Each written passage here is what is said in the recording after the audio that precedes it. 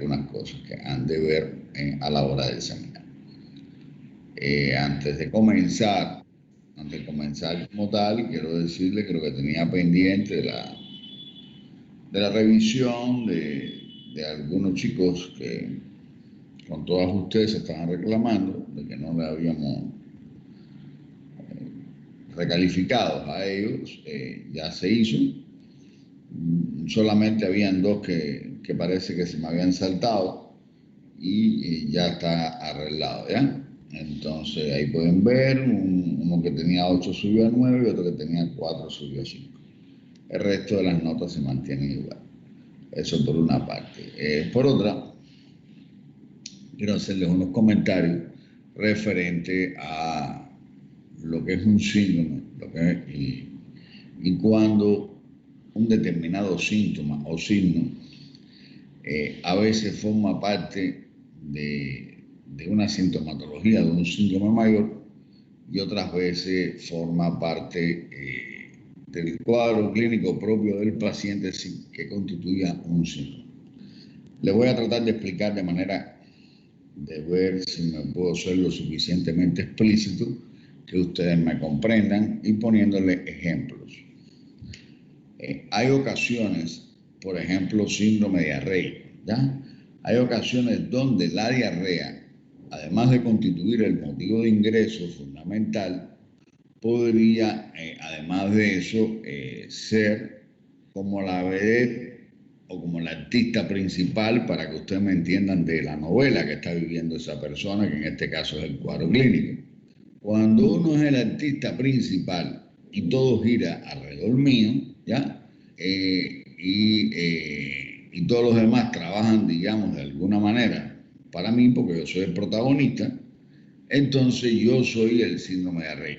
Otras veces usted puede estar, y además también ocasionar la diarrea, y usted no ser el protagonista, ¿ya?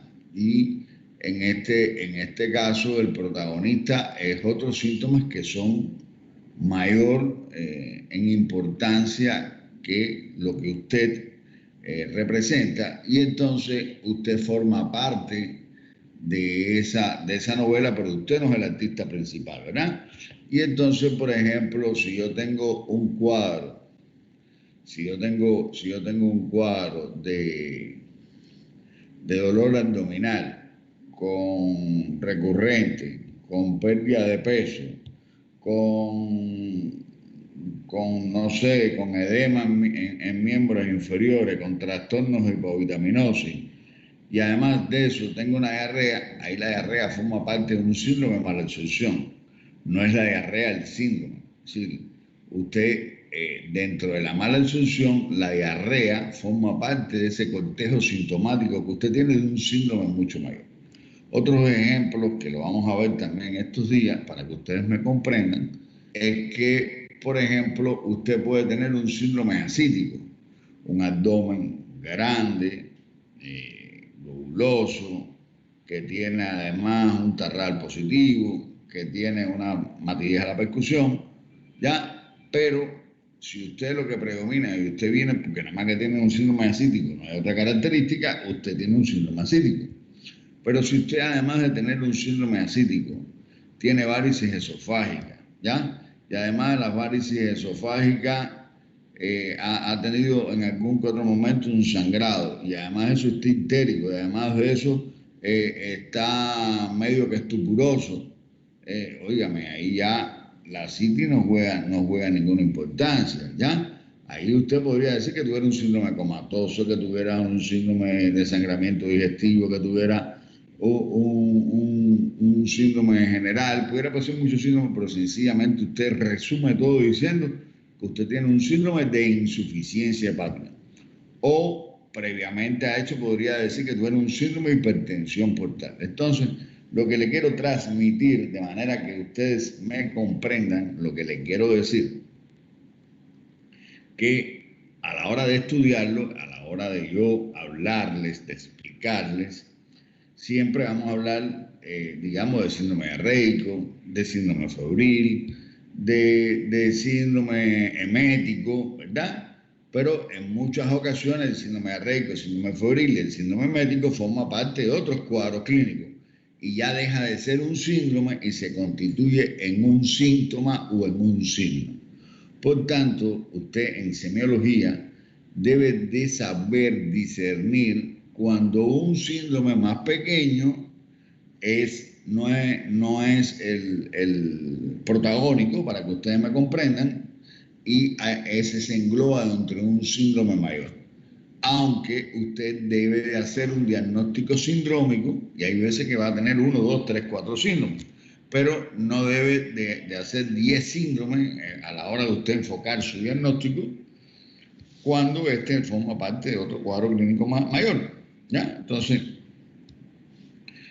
si usted tiene un síndrome mayor al que usted está analizando como sintomatología, usted debe hacer el diagnóstico sindrómico de ese síndrome mayor.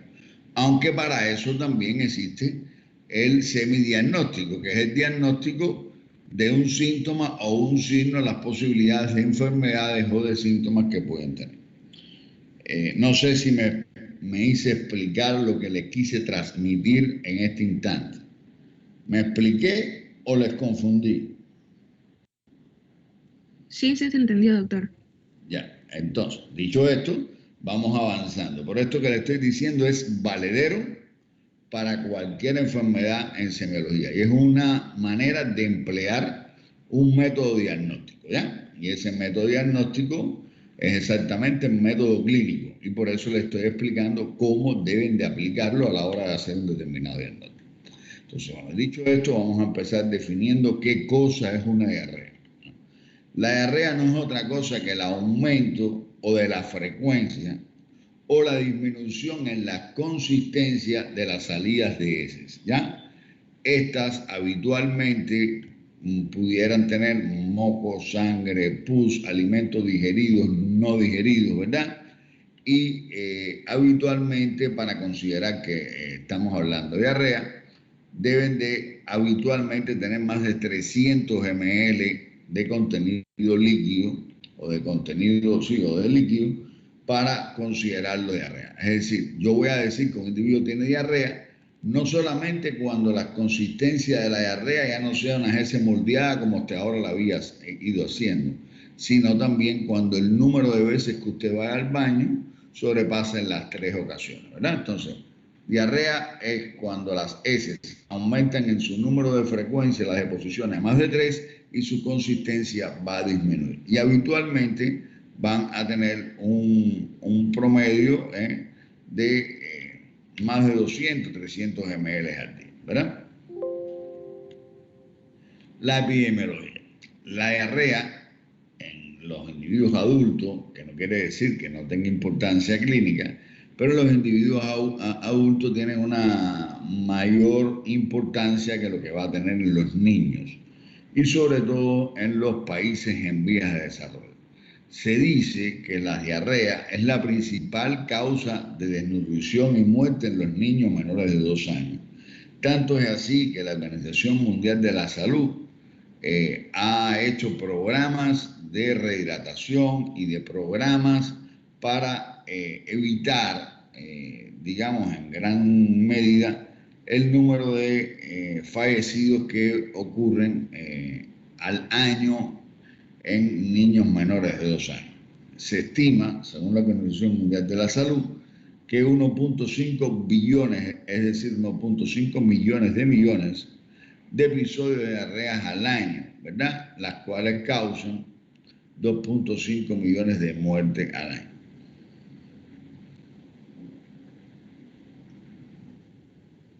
Ahora, las etiologías. Las etiologías de las diarreas pueden ser varias. La principal causa de diarrea son los virus. Los rotavirus, en sentido hablar en los niños, los enterovirus, ¿ya? Y muchos otros virus que te pueden dar diarrea. Por ejemplo, el COVID da diarrea, ¿verdad? El dengue te puede dar diarrea. Y así muchísimos otros virus inespecíficos, que no son virus específicos de diarrea. Hay virus que sí son específicos, rotavirus, los enterovirus, ¿verdad? Que sí son específicos, y otros no específicos pueden dar diarrea de etiología viral. Las diarreas virales, por regla general, son explosivas y por regla general no cursan con fiebre, ¿verdad? Van a ser autolimitadas en su inmensa mayoría de las veces. Otras veces no están así. Acuérdense en que en medicina, como en el amor, no hay siempre, no hay nunca, casi siempre y casi nunca. Entonces, casi nunca una diarrea viral se va a extender por un periodo muy extenso, ¿ya? Habitualmente duran menos de 2 semanas.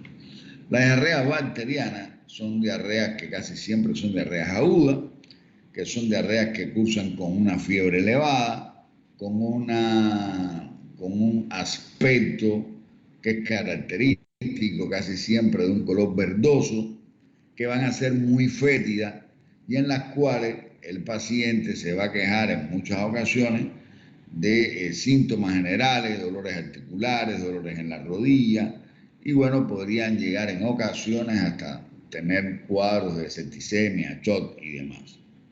Nosotros, los médicos, bueno, cuando yo era residente realmente, hace muchos años, habían los viejitos cuando llegaban, hacían una gastroenteritis, y esa gastroenteritis que hacían los niños, los viejos, disculpen, venían en una camilla flotando en fecales. Cuando nosotros veíamos esos viejitos que llegaban así, que estaban con fiebre, nosotros a ese tipo de cuadro le pusimos, bueno, un nombre no muy bonito, ¿no? Pero decíamos diarrea revienta viejo, ¿ya?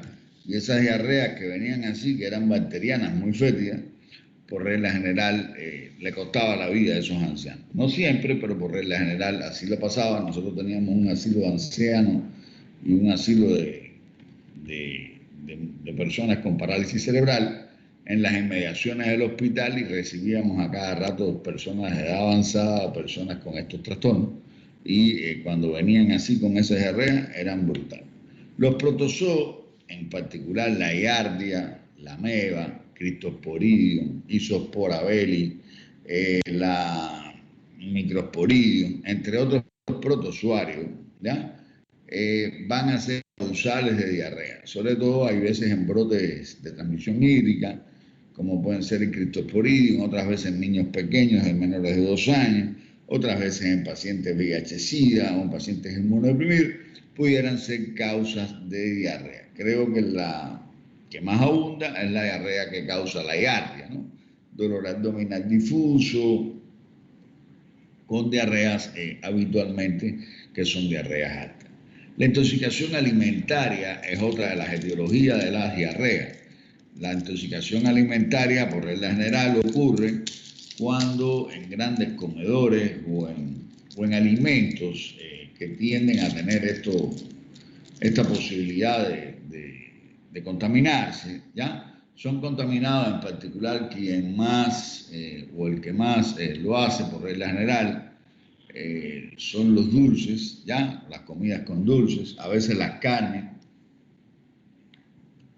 otras veces las manipulaciones de las carnes, digamos, en los preparados. Han habido grandes brotes de intoxicación alimentaria en grandes cadenas, como pudieran ser la manipulación o la mala manipulación de las carnes en la preparación de hamburguesas, en las preparaciones del pollo, etcétera, porque tienen el lugar propicio para crecer salmonela, shigella, etcétera.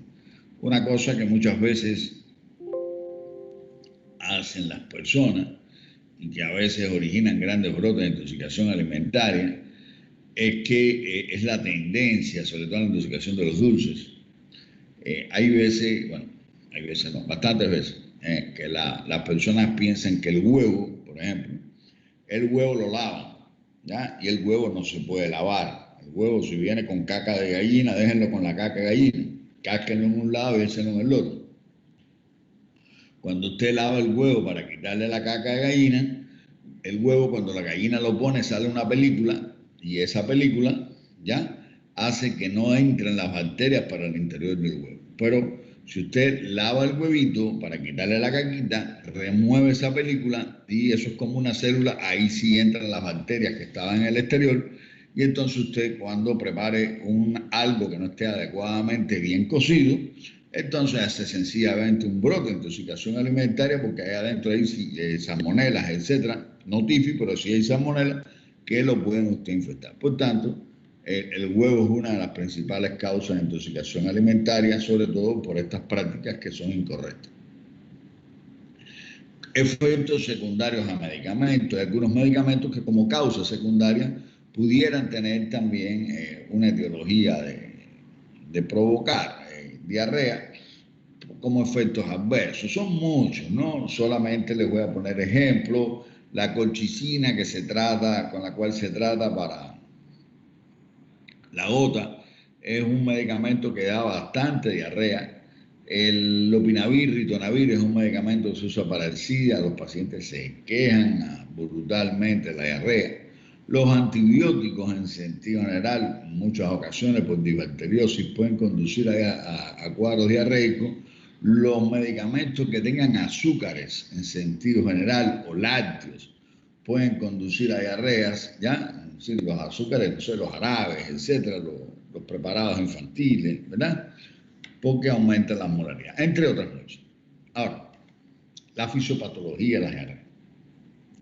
La diarrea puede ser originada por diversas causalidades y existe una descripción en la cual te dicen diarreas secretorias, diarreas malabsortivas, diarreas por aumento de la motilidad, diarreas osmóticas y diarreas inflamatorias.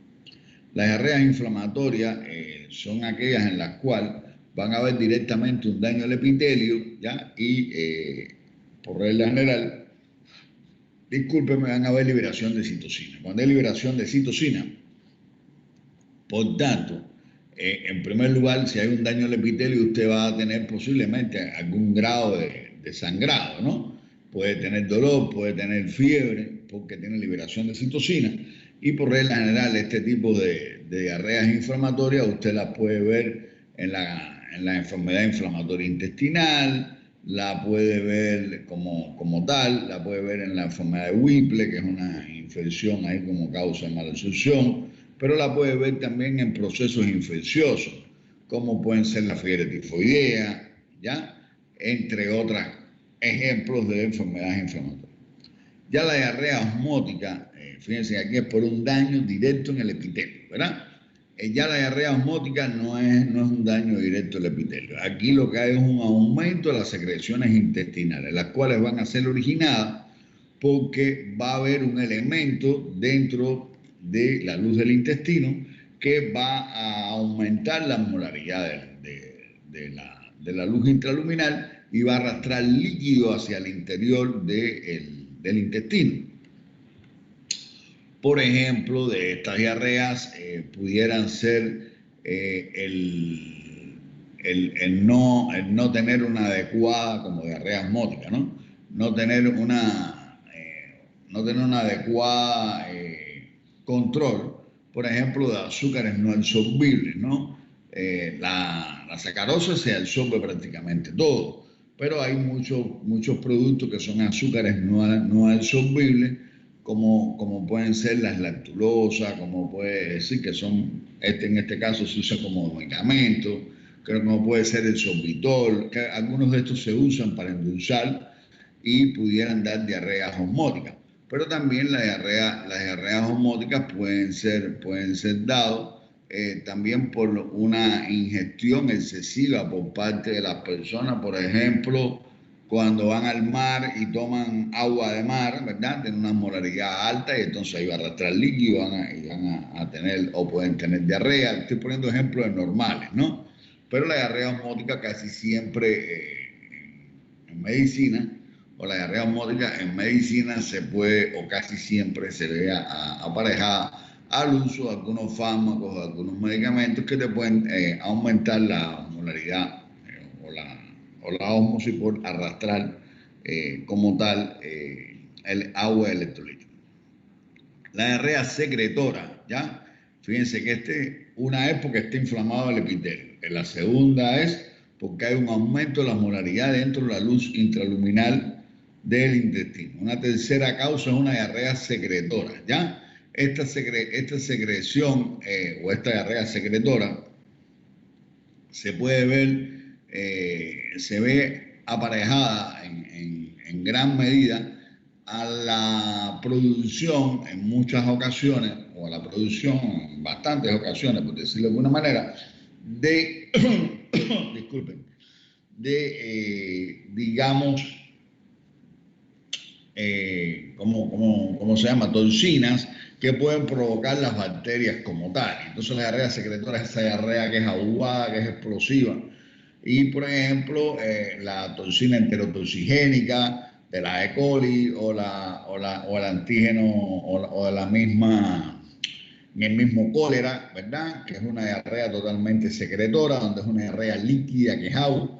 Y las características de estas diarreas son distintivas en muchas ocasiones, pero son ejemplos de diarrea secretora, donde hay directamente un aumento de la secreción activa del intestino producto de una estimulación muchas veces de toxinas que van a ser provocadas por las diarreas o por los virus, entre otros, ¿ya? Las diarreas malabsortivas son aquellas diarreas donde hay un problema en la absorción adecuada de los alimentos, bien sea por un déficit de sacaridasa, por ejemplo, el déficit de sacárida, déficit de disacárida que se ve por la intolerancia a la lactosa en los niños, en los adultos, donde cada vez que toman leche le puede dar diarrea, o en la síndrome de mala absorción en sentido general, las pancreatopatías, etcétera, donde va a haber una esteatorrea y demás, o por un trastorno de pérdida de las vellosidades, como ocurre cuando uno tiene una giardia, ejemplos de cada uno de ellos. Y por último, las alteraciones en la motilidad también podrían dar causas de diarrea. Ejemplo de un aumento de la motilidad es que tengo un examen hoy, estoy súper nervioso y voy al baño 3 veces antes de entrar al examen, ¿ya? Porque tengo un aumento de la motilidad que estoy extremadamente nervioso. Hoy me voy a casar y estoy corriendo y no sé lo que voy a hacer, me volví loco, me caso y entonces, bueno, ahí voy a tener alteraciones en la motilidad intestinal y cualquier cosa que te estrese, de hecho, una enfermedad que se llama la enfermedad del intestino irritable en gran medida tiene que ver las alteraciones de la motilidad intestinal. Ahora, las diarreas también según su localización, se van a considerar diarreas altas y diarreas bajas. Las diarreas altas, esto es importante que lo sepan, ¿ya? Las diarreas altas son aquellas diarreas que van a proceder del intestino delgado. Y las diarreas bajas son aquellas diarreas que van a proceder del intestino grueso. En otras diapositivas más adelante les explico, pero desde ya les voy a estar diciendo. Las diarreas que son altas tienen una característica a priori que les digo que es vital. Son diarreas que tienen un volumen grande, pero el número de veces que van al baño es bajo. Sí, voy al baño y tengo 600 ml de volumen, porque es una diarrea muy profusa. Sin embargo, voy 2-3 veces al baño, no voy más. Sin embargo, la diarrea baja es todo lo contrario. Usted va a tener una característica semiológica que es vital y es que voy 15-20 veces al baño. Pero cuando voy, sencillamente es un poquito un piterita, ¿ya? Y 3 pedos y un poquitico de heces fecales, pero va 20 veces en el baño. Abres un trillo, te cansas más por las veces que vas al baño que por el volumen de diarrea que tienes. Y esa diarrea baja es totalmente diferente a la diarrea alta. Una es mucho volumen con pocas veces y otra es muchas veces con poco volumen. Esa es la diferencia vital entre una y otra. Ahora, hay otras, ¿verdad? La diarrea alta es una consistencia que siempre es líquida porque es una diarrea que viene del intestino delgado, todavía no se ha digerido adecuadamente y donde se absorben más el agua en el intestino grueso, ¿verdad?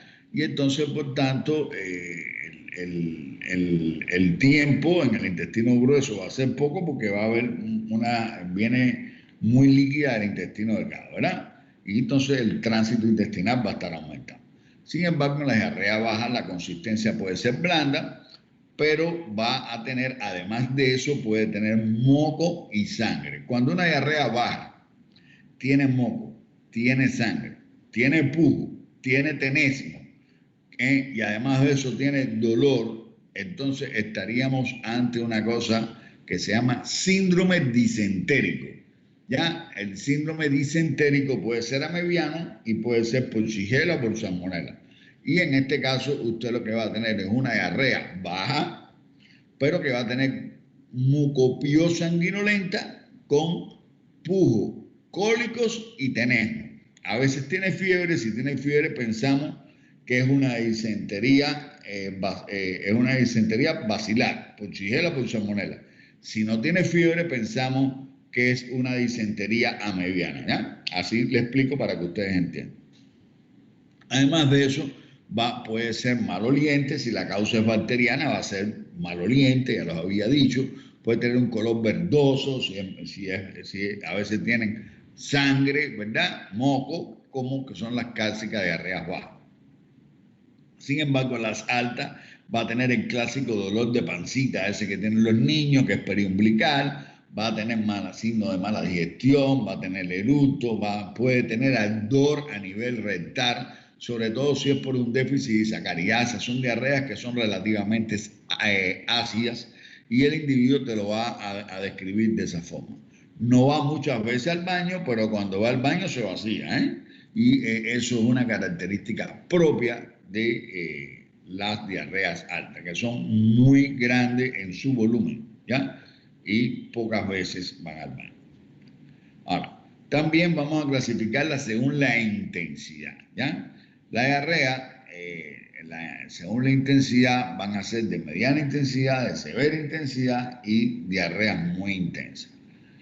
La intensidad no va a ser otra cosa que el número de veces que usted va al baño, ¿ya? De 3 a 6 veces al día, es de mediana intensidad, por supuesto, de 8 a 12 veces al día diarrea severa y de 20 o 30 veces al día diarrea intensa. Esto no significa que, de acuerdo a la intensidad de veces que usted va al baño, esto no es una clasificación, digamos, de esta manera muy útil, porque usted puede ir 20, 30 veces al baño y no tener una diarrea grave. Y usted puede ir 6 veces al baño y tener una diarrea grave. Entonces, es una aproximación diagnóstica solamente en la cantidad de veces que usted va al baño, pero no de su estado clínico ni de su repercusión sistémica que pudiera tener, ¿ya? En el caso de la duración de la diarrea, que es otra clasificación también que se usa en la diarrea, vamos a tener una diarrea aguda y diarreas crónicas. Las diarreas agudas son aquellas que duran menos de 14 días, ¿ya? Usted no padecía de diarrea, hace 14 días que está con diarrea. Y las diarreas crónicas son aquellas que van a ser mayor a 14 días. No tenía, es decir, o ha tenido diarrea meses anteriores o no la ha tenido, pero ya su diarrea ha sido más de 14 días. Para no prestar a confusión y dado el hecho de que algunos textos manejan otros términos que dicen diarreas crónicas, pero en las diarreas crónicas te dicen subagudas y crónicas, y consideran crónicas de más de 30 días, a los efectos vamos a tener en cuenta que las diarreas agudas son aquellas que duran menos de 14 días y las diarreas crónicas, por regla general, vamos a considerar aquellas que duran más de 30 días. ¿Ya? La diarrea aguda son heces líquidas acuosas, generalmente mayor de 3 en 24 horas, que más del 90% de las veces se deben a agentes infecciosos y que por regla general se van a manifestar con vómitos, diarrea, dolores abdominales, ¿ya? Y por regla general, como son agentes infecciosos, se van a deber a virus, bacterias y parásitos, ¿verdad? Esa es la diarrea aguda. Los signos físicos que pueden ver en una diarrea aguda, que esa diarrea aguda van a predominar los signos de deshidratación, ¿ya? Deshidratación en las diarreas agudas y en las diarreas crónicas van a predominar los signos de mala absorción, ¿no? Ahora, las diarreas agudas, los síntomas que van a predominar son los de deshidratación y esto va a ser dado por la hipotensión, la hipovolemia, la pérdida de peso, la fiebre, los signos que pueden de extremidades frías, que se llama gradiente térmico, en la cual normalmente el organismo, para defenderse de la hipovolemia y no disminuir la perfusión del cerebro y del corazón, va a disminuir el filtrado glomerular en el riñón y va a originar vasoconstricción en las extremidades, que bueno, son importantes pero no vitales para vivir. Entonces disminuye el flujo en esas zonas. Entonces lo que ocurre es que usted va a tener una frialdad en las extremidades con un tronco que va a conservar la temperatura, y eso se llama gradiente térmico y es uno de los signos de un shock inicial, ¿verdad? También puede llegar a una deshidratación severa, con pliegue cutáneo, globos oculares hundidos, pérdida de peso en más del 12% del peso corporal, los ruidos intestinales pueden estar muy elevados, las yugulares pudieran estar no visibles, entre los signos físicos, ¿ya? Los grupos de riesgo para tener diarreas agudas, en particular, van a ser, en primer lugar, los viajeros. Aquí ustedes han ido a hablar o irán a hablar algo que se llama la diarrea del viajero. La diarrea del viajero habitualmente está se ve en pacientes que tienen diagnóstico, se ve en pacientes que viajan a un país o a una ciudad diferente a la que él está acostumbrado a vivir y hacen una infección por E. coli, fundamentalmente es la causa de la diarrea del viajero. ¿Qué sucede? No solamente el E. coli, pueden ser la shigella, la salmonela y otras enterobacterias, pero por regla general los viajeros es la E. coli. ¿Qué sucede? Normalmente el agua va a tener concentraciones bacterianas y de diferentes bacterias en dependencia de la zona geográfica donde usted vive.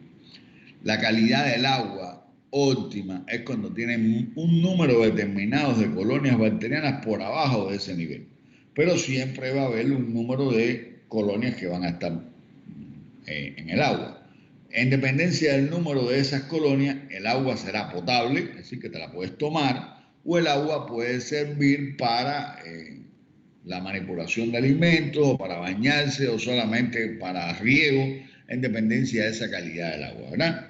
Cuando uno viaja de un país a otro, en esa diarrea del viajero, uno le recomienda a las personas que tomen agua embotellada, o agua mineral, o agua purificada, porque caso contrario, si toman jugos o preparados y demás, la calidad del agua no va a ser la misma a la cual tú estabas acostumbrado y entonces hacen cuadros diarreicos, ¿ya? Eso sobre todo es más valedero cuando personas del primer mundo viajan al tercer mundo, donde la cloración del agua y la calidad del agua y la higiene de los alimentos en muchas ocasiones no es la más adecuada. Consumo de ciertos alimentos, como alimentos en mal estado, alimentos contaminados, los pescados, los mariscos, las carnes, los dulces tienden a contaminarse de alguna manera. Aquí habitualmente es por E. coli, por salmonelas y demás. Personas que residen en asilos, que a veces hay brotes de clostridium difíciles en asilos ancianos, sobre todo, y en guardería y family, que es lo mismo, pero es de viejo, ya ahí se pueden ver Giardia, Cryptosporidium y Rotavirus. Las diarreas crónicas. La diarrea crónica, a diferencia de la aguda, fíjense que aquí ya se está conceptualizando que es la presencia de heces de más de 3 en 24 horas con una duración mayor de 4 semanas. Para yo decir que tiene un síndrome diarreico crónico, aquí sí te conceptualizan 4 semanas. Sin embargo, ya antes decían más de 14, por eso ahí yo le digo que entre 14 y 30 casi siempre se llaman diarrea subaguda, porque ya no son agudas, están ahí, habitualmente es el término que más se usa. Pero conceptualmente también se usan estas dos terminologías, por eso les hago saber. Ahora, aquí en estas personas van a predominar como sintomatología, en la inmensa mayoría de las veces van a haber edema, ascitis, que eso va a ser ocasionado porque tienen hipoproteinemia, esteatorrea. Y otras veces son de causas, por ejemplo, la ameba, que pueden evolucionar por crisis, o la colitis ulcerativa idiopática, o la enfermedad de Crohn, que son enfermedades inflamatorias intestinal, puede evolucionar por crisis, pero habitualmente las diarreas crónicas van a obedecer a un proceso, digamos, casi siempre malabsortivo, ¿verdad? En la exploración clínica que podemos ver, no solamente en una diarrea, sino en cualquiera, pero en las diarreas crónicas aún podríamos ver que las heces van a ser semisólidas o pueden ser acuosas, que pueden tener, esto es para todas las diarreas, ¿no? De las deposiciones, que pueden ser verdosas. Si es verdosa, vamos a sospechar en la presencia de una infección bacteriana. Si son negruzcas, vamos a pensar en que tiene un sangramiento digestivo. Si son rojas, que tienen un sangramiento digestivo. Si tienen moco y sangre en una shigella, en una salmonella, en una ameba. Si tiene pus, en una shigellosis. Si está maloliente, vamos a pensar en una diarrea de origen bacteriana. Si está atóxica, es decir, que está brillante, vamos a pensar en que tiene una diarrea por malabsorción. Si flota en el inodoro, es una diarrea de malabsorción, una pancreatopatía. Si se adhiera a las paredes, también es una diarrea de malabsorción. Si tiene espumita y es ácida y le quema el fondillito a los niños, vamos a pensar en que es una intolerancia a la leche, ¿ya? Si tiene grumo, también es una intolerancia a la leche, ¿ya? Fíjense cuántas características. Si huele a pescado, ¿ya? Y es muy aguada, vamos a pensar que es un cólera. Entonces, hay un grupo de situaciones y de características semiológicas, semiográficas, que me van a poder orientar ante un determinado diagnóstico, ¿verdad? También ustedes tienen que tener en cuenta el número y el volumen que van a tener. Hay síntomas, ya esto es lo que estoy viendo, pero hay síntomas que el paciente me puede referir, que yo no lo puedo cuantificar, pero que sí a veces se puede hacer ostensible, como pueden ser la pérdida del apetito, los espasmos abdominales, dolor epigástrico, dolor periumbilical, esto se ve más en las diarreas crónicas, el tenemo rectal en diarreas bajas, dolor muscular acompañado de malestar general, sobre todo en la artromialgia, se va a ver en las salmonelas y en las chigelas, que es muy característica el dolor referido. Hay otras enfermedades asociadas que pueden causar diarrea y que tenemos que tener en cuenta. Por ejemplo, el HIV va a dar diarreas crónicas de más de 2 o 3 meses con una pérdida de peso de más del 10-20% del peso corporal, y esta es una de las enfermedades marcadoras de SIDA, y esta se llama Westing síndrome o síndrome de desgaste. También la diabetes puede dar por neuropatía autonómica, te puede dar la diarrea del diabético, ¿ya? Donde van a tener cuadros diarreicos. Además, como no absorbe adecuadamente la glucosa y la trata de excretar, también va a aumentar la osmolaridad y van a arrastrar consigo líquido y va a tener una diarrea de causa osmótica, ¿ya? El hipertiroidismo y el hipotiroidismo igualmente por aumento del tránsito intestinal en el primero y por trastorno mixematoso en el segundo y no una adecuada absorción, van a tener causas de diarrea. Usted en el examen físico tiene que evaluar el estado de hidratación del paciente. El volumen de líquido que usted pueda perder, ¿ya? Usted va a hacer una aproximación de cuánto usted ha perdido de líquido por el estado de hidratación del paciente. Si su paciente le refiere que solamente tiene un poco de sed o no le refiere sed, pero no hay otra sintomatología mayor de deshidratación, el paciente debe haber perdido un 3% del peso corporal. Vamos a decir que es moderada, el paciente habitualmente refiere sed, la puede ser intensa, pero no hay pliegue cutáneo, a veces hay un poco de hipotensión, pero nada más. lipotimia, y eso es de un 3 a un 9%. Y ya grave, cuando pierde más de un 9% del peso corporal, donde va a haber hipotensión, shock, deshidratación, pliegue cutáneo, lengua seca. Aquí hay un recuadro que resumen, ¿ya? Que resumen la deshidratación leve, la moderada y la grave. Fíjense cómo en lactante, en el niño mayor, tienen su cierto grado de diferencia, el porciento de peso corporal que han perdido. Los niños a veces representan casi hasta el 90% del peso corporal es agua, por tanto, una diarrea que pierde líquido está fregado. Recordad que cuando usted tiene una diarrea, no solamente pierde agua, usted pierde agua, pero pierde electrolitos, sodio y potasio.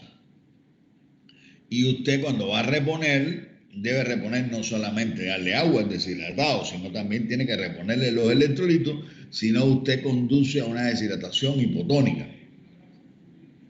Primero la hipertónica y después la pasa a hipotónica. Y lo adecuado es que usted tenga la deshidratación que sea isotónica. Eso después en otro momento de su carrera lo deben ver, ¿ya? Pero bueno, ahorita solamente le hago ese comentario.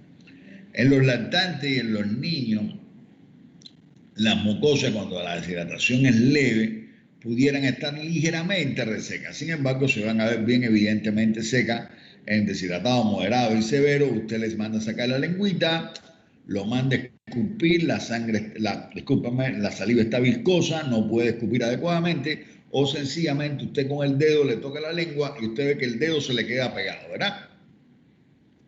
Y ahí también usted puede sentir digamos, la humedad que haya en la mucosa. La turgencia cutánea, que no es otra cosa que el pliegue cutáneo, usted va a coger entre su dedo índice y el dedo grueso, ¿ya? Va a coger y va a dar un pliegue como si fuera un pellizco en la piel de la frente, del dorso, del tórax, en la parte anterior del tórax, en la zona no tan laxas, ¿ya? Y normalmente ese pliegue debe desaparecer en breve, salvo que usted sea un viejo y esté todo pellejudo. Normalmente ese pliegue se queda y ese se llama el signo de pliegue cutáneo, que se ve bien evidente en los pacientes deshidratados severos y moderados. En los niños aún más pequeños, ustedes van a ver que tiene depresión de la fontanela, que el hueco que está ahí entre los huesos aún no del todo cerrado, y es mucho más evidente en el deshidratado grave. El deshidratado grave, el niño deshidratado grave apenas llora, es un niño que no tiene fuerza en el llanto, es algo que es característico. Los globos oculares en el deshidratado se van a hundir, el globo ocular parece que se le ha llevado allá atrás al occipucio, se le hunde, las personas van a tratar de eliminar también el CO2 para mejorar la acidosis que pueden tener, y por tanto empieza a aparecer una respiración amplia, profunda, y a veces que se torna más profunda y más rápida, que es la respiración del Kussmaul, que se ve en este tipo de pacientes por la deshidratación. La hipotensión puede estar presente en ambos casos, de moderada y severa, incluso llegar al shock en los casos graves, y cuando está en shock la tensión arterial cae a cifras no detectables, a cero prácticamente, y ahí estaríamos en shock. El pulso radial, vamos a ver que pueden tener en los casos moderados y severos, no así en los casos ligeros, van a tener repercusión, donde van a haber un aumento de la frecuencia cardíaca y por tanto el pulso radial, y ya en los casos extremadamente graves o los casos graves, ustedes van a ver que tienen un pulso filiforme, apenas imperceptible, pequeño y con aumento de la frecuencia, que es lo clásico que se ve previo a un shock. La perfusión ya lo vamos a valorar lo podemos valorar de más de una forma, pero bueno, es la presencia de cianosis o cianosis distal en los miembros producto de la hipotensión y el mecanismo que hace un rato le expliqué que ocurre en el shock, que tranca el filtrado glomerular y tranca las arterias periféricas de los miembros, entonces vamos a tener la crocianosis. Y en el caso de Cuando es moderada, la vamos a tener ligeramente fría por el gradiente térmico, pero no llega a una cianosis extrema. Y en el estado, en el flujo de la orina, vamos a ver que en el leve va a ser escasa la orina, pero van a estar presentes. En el caso de la moderada va a tener menos de 400 ml, va a haber una oliguria con una alta concentración, y en el caso de la grave puede haber una oligoanuria, es decir, la cantidad de orina va a estar por abajo de 200, 100 y tanto, la anuria absoluta, incluso en el deshidratado severo no es habitual, que casi siempre esta es de naturaleza obstructiva y no de este tipo de causa. En el examen de la piel en un paciente con deshidratación, sobre todo en los cuadros diarreicos crónicos, disculpen, en los pacientes con diarrea, sobre todo en las diarreas crónicas, va a haber procesos de malabsorción, no se va a absorber adecuadamente el hierro, no se va a absorber adecuadamente la vitamina B12, no se va a absorber adecuadamente los folatos, el calcio, etc. Y entonces, por tanto, va a haber como consecuencia anemia, ¿verdad? También pueden haber hiperkeratosis por déficit de vitamina A. Recuérdense que la vitamina A tiene que ver muchísimo con los problemas cutáneos, los problemas dermatológicos y oculares, los edemas por la pérdida de proteína, por enteropatía perdedoras de proteína, que no van a absorberse adecuadamente las proteínas, y a veces si vemos que hay temblores o taquicardia, tenemos que descartar la presencia de un hipertiroidismo. En el abdomen y recto vamos a ver la palpación del abdomen, casi siempre va a ser negativa, a veces en flanco, a veces en región periumbilical, podrían ser algo dolorosas. En la inspección anal a nivel del recto, la inspección de la región perianal, podrían haber fístulas, ulceraciones, como se ven en la colitis ulcerativa idiopática, secreciones rectales, sangrado. En el tracto rectal puede haber la presencia de tumores, la presencia de absceso, de la coloración de las heces, ya que me permitan de alguna manera orientarnos hacia el origen de las diarreas. El diagnóstico se va a hacer fundamentalmente, además, por los elementos clínicos que en muchas ocasiones es visible el estado del paciente. También podrían hacer coprocultivo buscando bacterias, parásitos en heces, que son los copros parasitarios, las heces fecales en fresco, que son las heces normales, pruebas de látex buscando rotavirus, azul de metulina y dosificación de electrolitos, que en muchas ocasiones se hacen buscando causas micóticas y demás. Pero en particular vamos a ver que los pacientes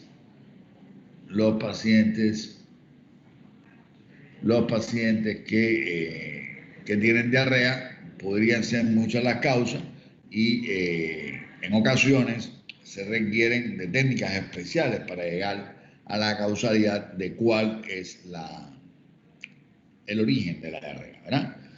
Hoy en día existen técnicas de biología molecular, que son técnicas más modernas, donde usted puede llegar a un determinado diagnóstico de manera más rápida, sin demora prácticamente, en 2-3 horas.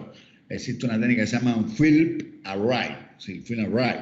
Esto es solo para su conocimiento, no es que le vaya a preguntar en clase ni nada, pero es para que ustedes sepan. Esa técnica Field Array, que es una técnica relativamente costosa, depende de donde lo hagan, oscila entre 160 y 300 dólares la prueba. En esta prueba usted le hacen los 27 patógenos más importantes que infectan al ser humano en la toma de muestras fecales, ¿ya? Y en 2-3 horas te dicen lo que tiene es una E. coli 0118, ¿ya? Y entonces, bueno, te dice eso. O te dice lo que tiene es un Cryptosporidium, o lo que tiene es un rotavirus, lo que tiene, los 28 patógenos más importantes están ahí. Y es una técnica muy útil, ¿ya? Entonces, chicos, ahorita le vamos a ver un vídeo. Díganme, ahora cuando yo lo ponga, si lo ven. Si lo ven. Porque ¿Me escuchan? Presentarse aquí, paciente. Le informa lo que le realizará y le solicita autorización para proceder con la examinación. Chicos, Sí se respondan. escucha, doctor. Sí, es que sí le se estamos escucha. diciendo. Sí se escucha. Gracias. Clínica. Muy buenos días. Buenos días. Mi nombre es María Gabriela Bravo, soy estudiante de medicina. Tengo que realizarle un examen físico de recto, ano y próstata, denominado tacto rectal. ¿Me permitiría, por favor? Claro. Muchas gracias. Realice lavado de manos o colóquese alcohol antiséptico antes de iniciar las maniobras.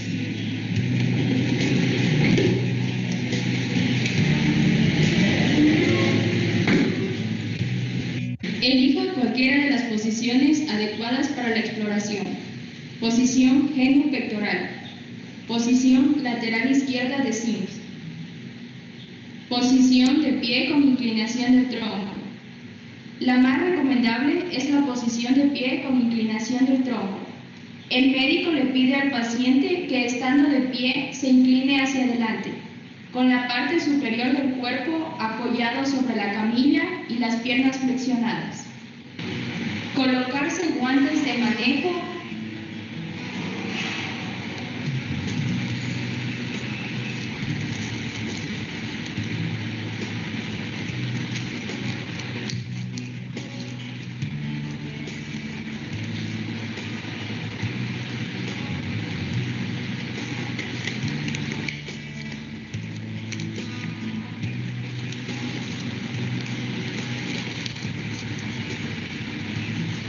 Y separar las nalgas.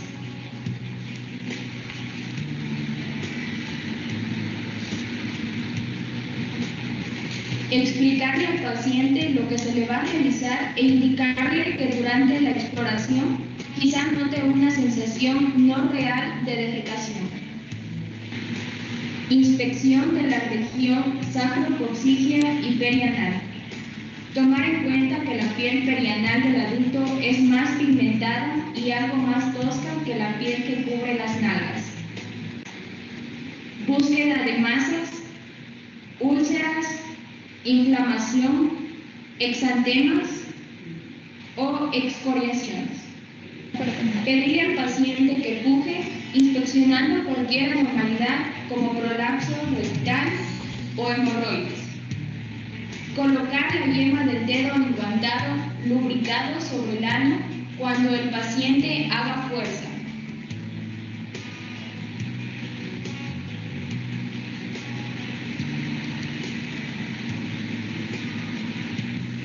Conforme se relaja el esfínter, introducir suavemente la yema del dedo en el conducto anal en dirección al ombligo. Si nota que se tensa el esfínter, haga una pausa y tranquilice al paciente. Relájese, por favor. Y cuando el esfínter se relaje, continúe con el examen. No se puede continuar con el examen en casos como aumento del tono del esfínter anal, dolor durante la exploración, induraciones, irregularidades o nódulos. Dar el dedo en el recto hasta donde le resulte posible. Gire la mano en sentido horario, palpando la mayor cantidad posible de la superficie rectal del lado derecho.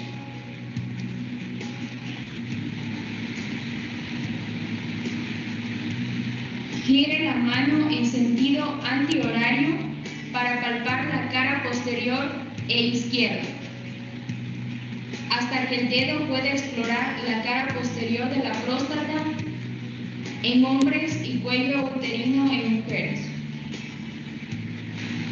Barra la glándula prostática reconociendo los lóbulos laterales y el surco medio entre ellos. Anote el tamaño, forma y consistencia de la próstata e identifique cualquier nódulo o zona dolorosa. La próstata normal tiene consistencia gomosa y es indolora. Si es posible, extender el dedo sobre la próstata para identificar la región de las vesículas seminales y cavidad peritoneal. Retirar suavemente el dedo y limpiar el ano o darle al paciente un pañuelo.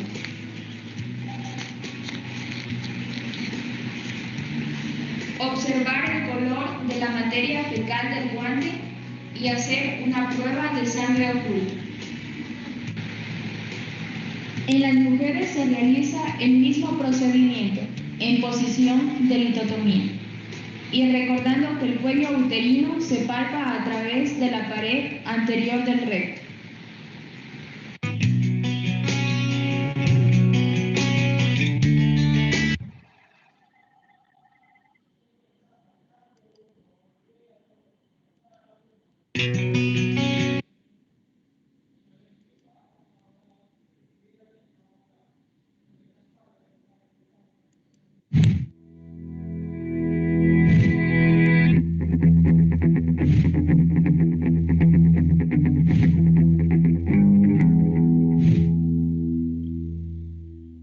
Examinémosle ahora la cavidad bucal a la paciente. ¿Qué es lo primero que hacemos?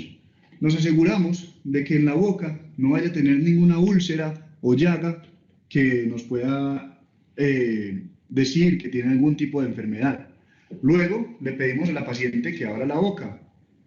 Nosotros estamos preparados con un bajalenguas, el cual hemos mojado previamente un tercio del bajalenguas para prevenir el reflejo nauseoso en la paciente y hacer que sea más fácil su examinación. Usamos la luz del otoscopio o del oftalmoscopio para evaluar la boca del paciente, la cavidad bucal. Nosotros, lo ideal sería usar un lapicero de luz blanca, pero no tenemos, entonces vamos a usar la luz de acá. Abre la boca, saca la lengua, di A. Di A. Como podemos ver, tenemos ahí dos amígdalas palatinas crípticas. Tenemos un reflejo nauseoso muy presente. Vemos que están congestivas y vamos a ver ahora la orofaringe. Parece que está lisa, pero no se puede ver muy bien. Por último, le hacemos un pequeño empujón para el reflejo nauseoso, que fue positivo, y acabamos de evaluar uno de los pares craneales y nos brincamos ciertos pasos de la exploración física. Ahí hemos evaluado básicamente lo que es la boca del paciente. Vimos los carrillos, aunque no nos permitía muy bien la cámara, se podían apreciar. Le vimos la lengua, el estado general, y le vimos la orofaringe.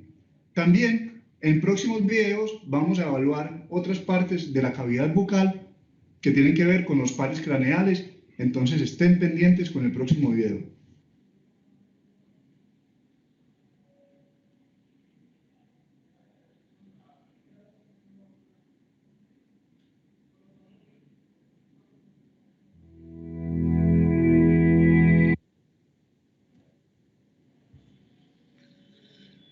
Chicos, a ver, la boca. La boca forma parte de el examen físico digestivo. Acá el chico medio que nos adelantó algo, pero no es todo lo que ustedes deben de mirar.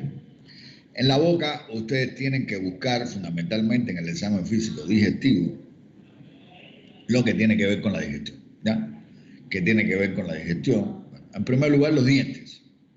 Los dientes, usted tiene que ver si tienen los dientes completos o si tiene ausencia de molares, de premolares, de incisivos, de caninos. Ya tiene que describirlo si los dientes están sépticos o no sépticos, porque dientes sépticos pueden contribuir a diarreas de causa infecciosa. El no tener dientes hace que usted no tenga una adecuada masticación y por tanto no tenga una adecuada absorción de los alimentos. Tengo que ver también la humedad de las mucosas no solamente para evaluar la humedad, la coloración y demás de las mucosas para ver si tiene anemia, si tiene íster o no, sino también la humedad en el sentido de que si usted no tiene una adecuada salivación y yo puedo estimular echándole un poquitico de ácido, un juguito de limón o algo, si usted no tiene una adecuada salivación, entonces usted no va a tener un adecuado bolo fecal, ¿verdad? Disculpen, bolo alimentario, porque usted no va a poder envolver adecuadamente los alimentos y deglutirlo de manera fácil o de manera sencilla, ¿verdad? También ustedes tienen que tener en consideración ahí a nivel de la boca, van a tener que ver la lengua. La lengua, en la lengua tienen que ver si la lengua es aburral, si es una lengua geográfica, si la lengua tiene una macroglosia para ver un hipotiroidismo, por ejemplo, o un síndrome de Down, o un déficit nutricional, como se ven en la diarrea, discúlpenme, en las déficits de vitamina B12 o en el déficit de hierro, que te pueden ver o pueden tener macroglosia las personas. Entonces, en la lengua, una lengua séptica, es decir, una lengua blanquecina y demás, eso me podría a mí hacer pensar con una persona que tiene una mala higiene o una persona que tiene una patología X, ¿verdad?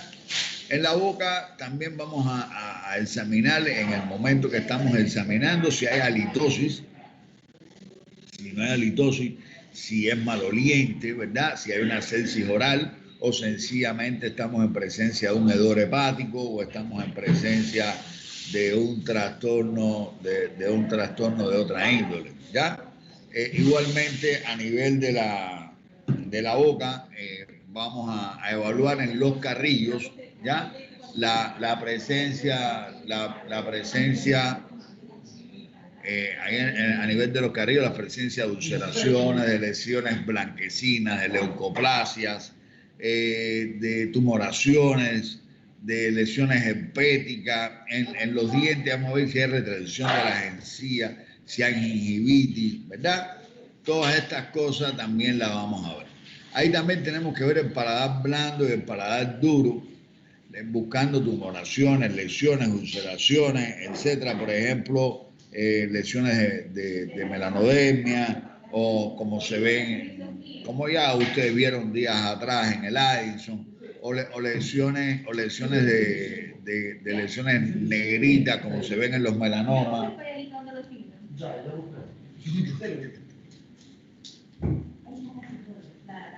O lesiones de melanodermia que también pueden ver ustedes ahí a ese nivel, o la presencia de trastornos de glutorio por problemas de parálisis, de parálisis de pares craneales, ¿verdad? Ahí también van a ver la faringe y las tónsilas palatinas, pero ahí en la faringe van a ver también las características de la pared posterior de la faringe, si está irritada, si no está irritada. Muchas veces una faringe hiperémica significa que su individuo está haciendo un reflujo gastroesofágico y entonces podrían tener todo ese tipo de sintomatología, ¿ya?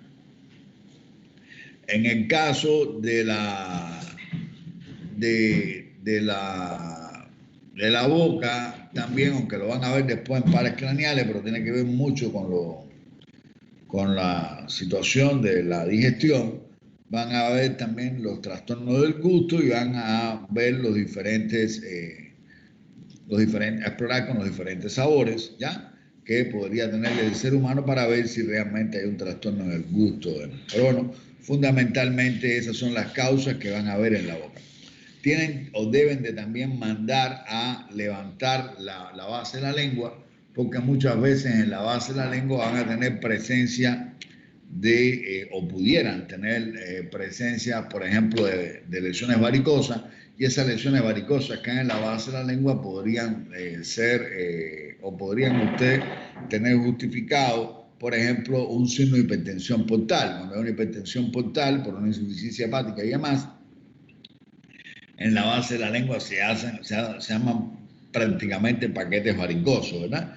Y eso podría en ocasiones darme a mí la posibilidad de que tenga una insuficiencia hepática en mi paciente. Fíjense cuántas cosas podríamos ver solamente en la boca, y ahí también hay que ver los labios, los carrillos, la presencia de lesiones ulcerosas, a veces me traducen problemas digestivos, otras veces otro tipo de procesos infecciosos, ¿ya?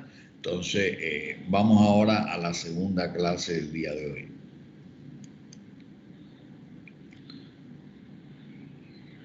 Algo que quieran preguntar.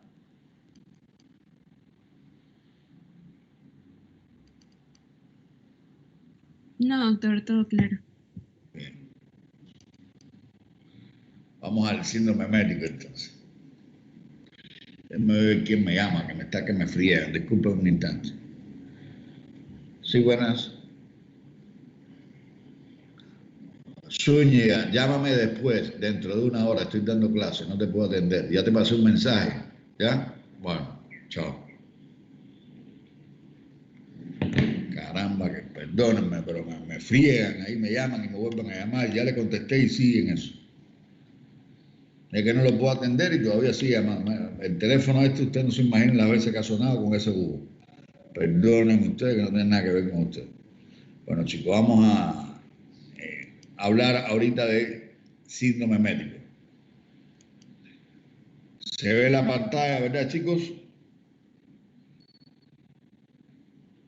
¿O no lo No, subí? doctor. No lo No, subí. El bobo ese me sacó de paso. Disculpen.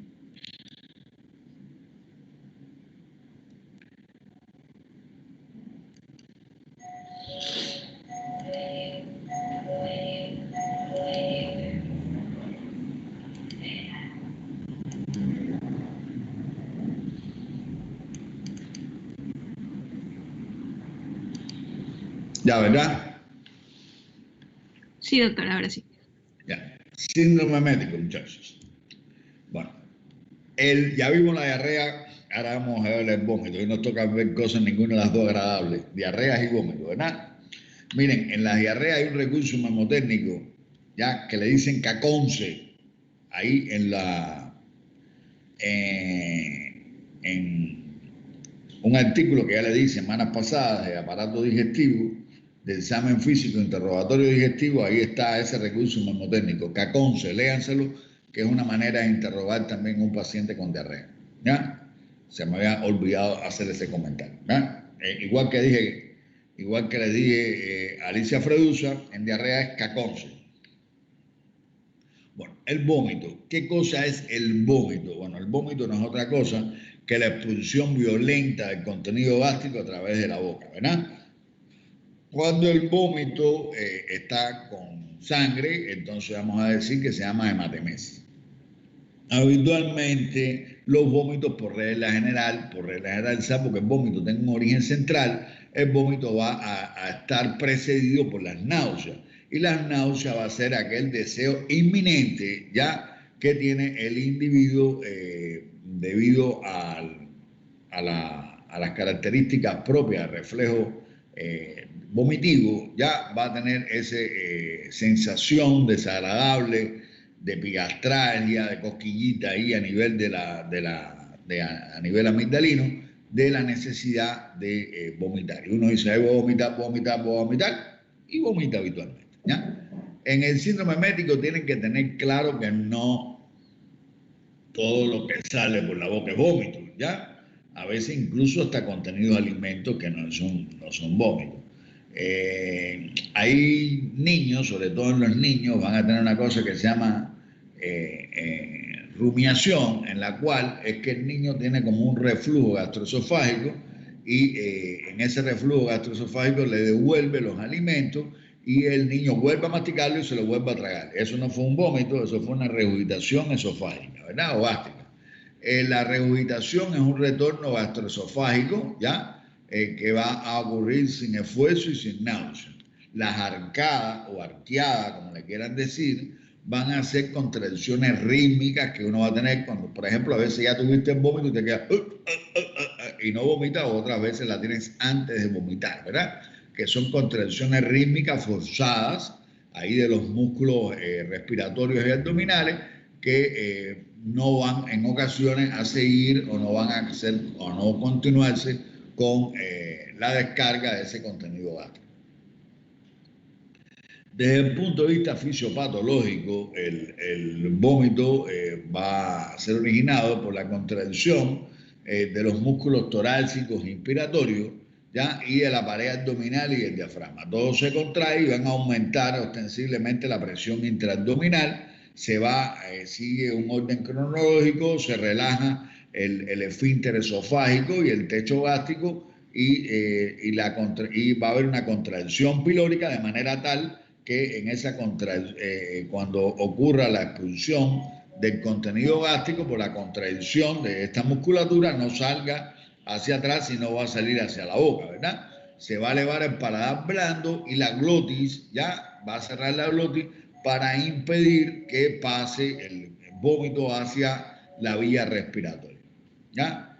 Desde el punto de vista fisiopatológico van a haber dos centros urbares que van a coordinar el acto de vomitar, un centro que va a estar localizado a nivel lateral del bulbo y otro que va a estar cercano al centro respiratorio y al centro vasomotor. Van a tener una vía aferente y vías eferentes. Las vías aferentes a nivel del tronco cerebral se van a activar sobre todo con infecciones neurológicas y con tumores a nivel del laberinto, etc. Y estos van a ser, digamos, las principales causalidades de vómito de origen central. También a nivel de la corteza van a haber centros vomitivos y que van a hacer o se van a estimular producto de la vida diaria. Por ejemplo, usted ve algo asqueroso y le dan ganas de vomitar. Por ejemplo, ve un accidente automovilístico con personas desmembradas, con un ojo por aquí y un ojo por allá. Usted debe ver eso. Normalmente al individuo normal eso le puede dar un estado nauseoso. O ve a alguien comiéndose algo que usted considere que es una total asquerosidad y se está comiendo 3 grillos y 4 cucarachas y usted eso le da asco, o una rana cruda, no sé, una barbaridad, y eso usted le puede originar por un estímulo visual el deseo de vomitar. Igualmente puede suceder con olores nauseabundos. Ay, qué olor más desagradable, me ha dado hasta ganas de vomitar, o un perfume a veces en ocasiones que le da hasta un estado nauseoso y en ocasiones hasta vómito, y eso es provocado por la corteza cerebral per se. Y también en el tubo digestivo, en otras ocasiones, también van a haber vías aferentes de vómito, sobre todo cuando hay una distensión,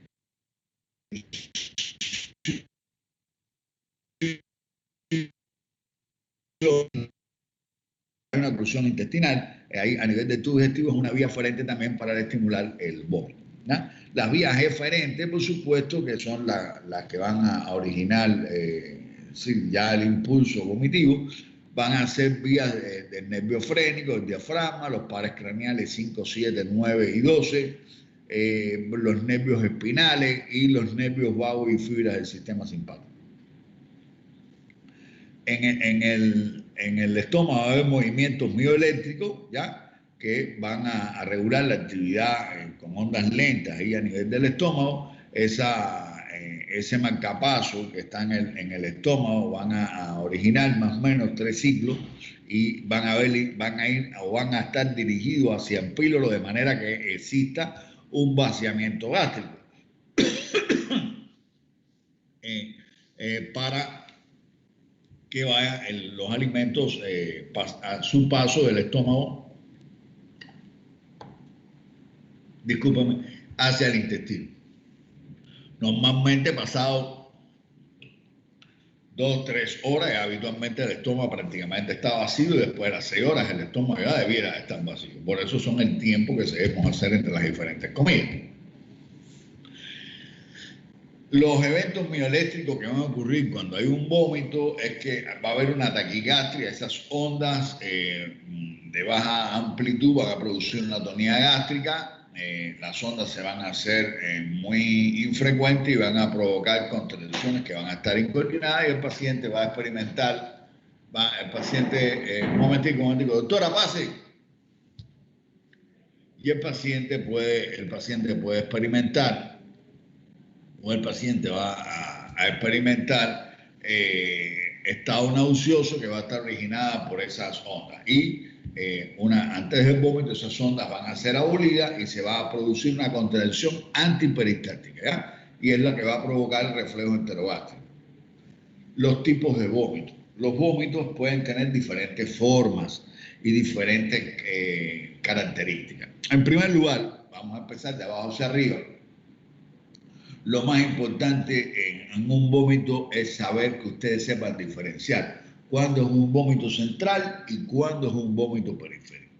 El vómito central es un vómito en la cual el paciente va a originarse sin un previo aviso. No va a haber náusea, no va a haber estado nauseoso, no va a haber arqueada. Sencillamente el paciente, de manera abrupta, tiene un vómito que es un vómito que tiene la característica de ser como un pistoletazo, es un chorro lo que sale, que si usted como médico está alante del paciente lo puede vomitar, el paciente no tiene un previo aviso y sencillamente usted vomita, ¿ya? Y el vómito periférico es el vómito clásico, en la cual está precedido de náuseas, salivación, asco, arqueada, sensaciones dispépticas, entre otras muchas cosas. Fíjense que el central no es un vómito clásico, que es el vómito en pistoletazo. Y el vómito periférico es el otro tipo de vómito. Hay que tener bien claro cuál es el vómito central y cuál es el vómito periférico, porque eso nos podría a nosotros dar una orientación semiológica muy importante, ¿verdad? Ahora, el vómito fecaloideo es aquel vómito en el cual hay un contenido de fecales, es un olor pútrido y es un olor de heces, y ese vómito fecaloideo significa que usted tiene una obstrucción intestinal, por tanto es un vómito con un alto valor semiológico. El vómito en borra de café es cuando usted va a tener un daño en la mucosa del estómago, como puede ser una úlcera, un síndrome de Maillard-Weill, y forma parte de una sangre que está parcialmente digerida. La hematemesis es aquel vómito que es con sangre, totalmente con sangre, ¿verdad? Y que proviene casi siempre de un sangrado. Ya vimos sangramiento digestivo que va a estar antes del ángulo de Treis, pero es sangre que no va a estar tan digerida por regla general, es sangre roja. Y el vómito de alimento o los vómitos alimenticios, que van a ser aquellos que vamos a tener por gastroparesia, por obstrucción o por enfermedades intestinales, ¿verdad? El tiempo que transcurre de los vómitos también podrían tener valor semiológico. Por ejemplo, los vómitos que ocurren en la mañana, previos al desayuno, acabado de despertarse, van a ser vómitos que vamos a ver fundamentalmente en las embarazadas, vamos a verlo en los pacientes con uremia y vamos a verlo también en personas que han bebido bebidas alcohólicas importantes el día anterior, que normalmente van a dar una contracción pilórica y van a tener un vaciamiento gástrico en horario matutino. Los vómitos secundarios a veces no es ni matutino, es en la noche matutino, es horrible, ¿verdad? Sí, los vómitos después de un alcoholismo a veces es terrible, pero siempre te queda un estado nauseoso el día posterior. Los vómitos secundarios a la gastroparesia, ya, estos se van a producir fundamentalmente varias horas después de haber ingerido un tipo de alimento, ya, y eso se va a ver en el síndrome pilórico, que muchas veces es originado y con restos de alimentos y sale, vomito la comida que me comí el día anterior, no sé, eso se ve en el síndrome pilórico, ¿eh? Ahí veo un pedazo de ají y de tomate que comí ayer porque yo en el día de hoy no había comido, ¿eh? Y entonces ese vómito es un vómito que se va a ver en un proceso obstructivo, pero que se llama síndrome pilórico, ¿verdad? Hay una enfermedad que se llama vómito cíclico, es una entidad que se va a ver habitualmente después de los 5 años y que normalmente estos niños van a tener hasta vómitos que van a ser intratables de casi un día vomitando completo y van a tener a veces hasta 8 episodios por año. No se sabe bien cuál es la etiología, pero se ven los niños y después desaparecen. Los síntomas asociados al vómito también me pueden indicar cuáles pueden ser la etiología, ¿verdad? El dolor me puede evidenciar o me puede inclinar a que yo tenga una pancreatitis, a que tenga una patología biliar. El alivio del dolor con el vómito es típico de la úlcera péptica, ¿verdad? Es decir, algunas características. La pérdida de peso y con vómitos a cada rato me puede hacer pensar en que tengo un cáncer gástrico, que tengo una obstrucción pilórica. en que pudiera ser un origen psicógeno en muchas ocasiones. La presencia de vértigo, de zumbido en los oídos, me va a hacer pensar en que tengo una patología del oído medio, ahí en ese caso que tengo una laberintitis, ¿ya? Algunas complicaciones que pueden dar el vómito pueden ser el desgarro de las fibras longitudinales como tal, y ese se llama síndrome Mayory-Way, ¿ya? Que es el desgarro aquí a nivel de las fibras longitudinales esofágicas. También está el síndrome de Borget, ¿ya? Es una ruptura espontánea, este es bien grave porque es una ruptura espontánea del esófago, y esa ruptura espontánea del esófago va a originar una mediastinitis porque va a salir, ¿ya? Va a salir contenido de alimento, y además la mediastinitis, cuando ocurre, casi que olviden de esa persona porque es extremadamente grave, ¿ya? Pero bueno, puede dar una mediastinitis y una peritonitis por el contenido gástrico que se va a derramar, ¿ya? Y igualmente por toda la inflamación que va a originar a nivel del mediastino, que es lo más grave de todo, ¿ya? Eso es una ruptura espontánea por una presión interesofágica, por vómitos muy violentos. Sobre todo esto se ve en individuos cuando beben muchas bebidas alcohólicas, ¿eh? Aquí son dos ejemplos, el Mayory-Way y el Borget. Yo no lo sé pronunciar bien, soy medio malo para el inglés, pero ahí tienen las características. Una ruptura y en el otro solamente una laceración. El enfoque diagnóstico, tanto de las náuseas como los vómitos, debe de hacerse una evaluación ordenada, minuciosa.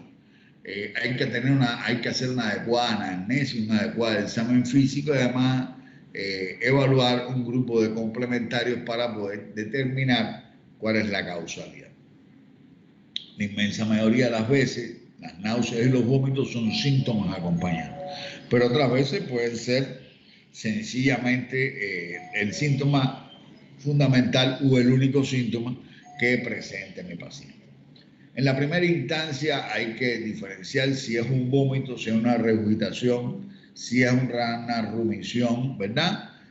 Yo en la primera clase que les di de digestivo, le hablé de síntomas y signos, ¿verdad? Y ahí les puse algunos ejemplos de regurgitación, de rumiación, ¿ya? Y ahí están explicados, claro, cuando se quieren recordar, ¿verdad? Dentro de la anamnesis tienen que a ustedes preguntar la duración, desde cuándo están los vómitos, las características del vómito. Es de color amarillo, es bilioso, es de color rojo, es por sangre, es de mancha el piso, es porque tiene un contenido. Un momentico, yo no estoy dando consulta, se me cuelan acá, me sacan de paso, disculpen. Hay que ver en el vómito si tienen restos de alimentos, qué tipo de alimentos son los que hay. El volumen del vómito también va a ser importante.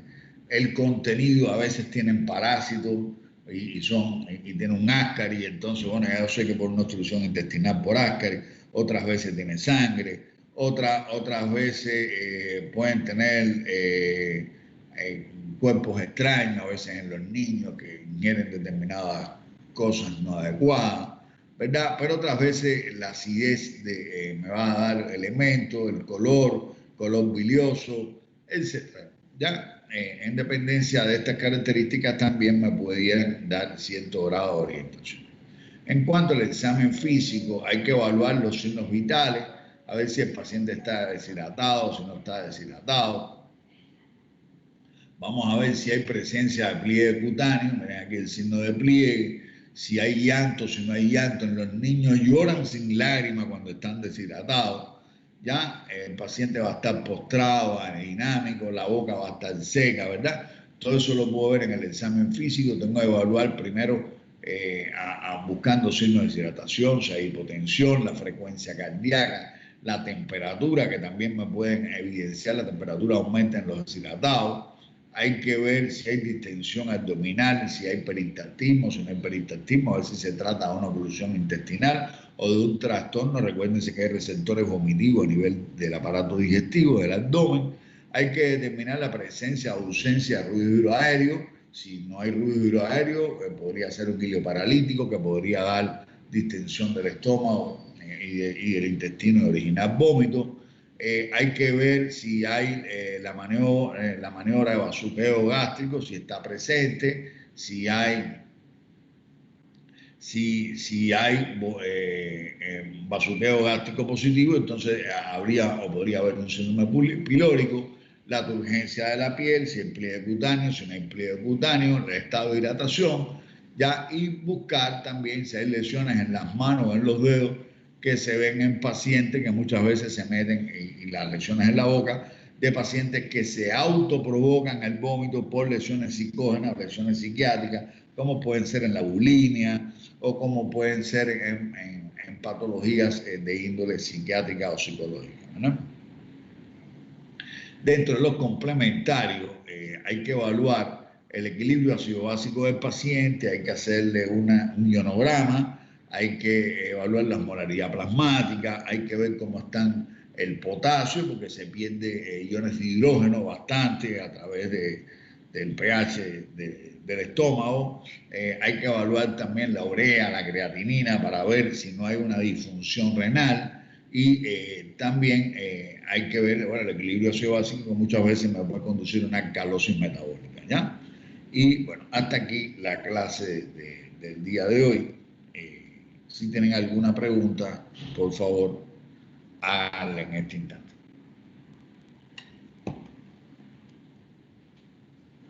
Pregunta, chicos.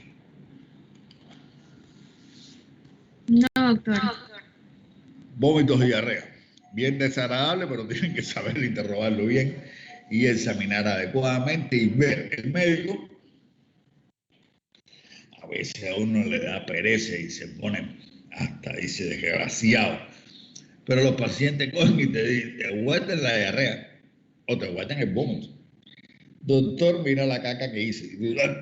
A ti te da el estado nauseoso, pero te toca verlo. Nos tocó porque nosotros estudiamos medicina y ahí tenemos que ver todas las características. Y hasta el mal olor tenemos que evaluarlo, ¿ya?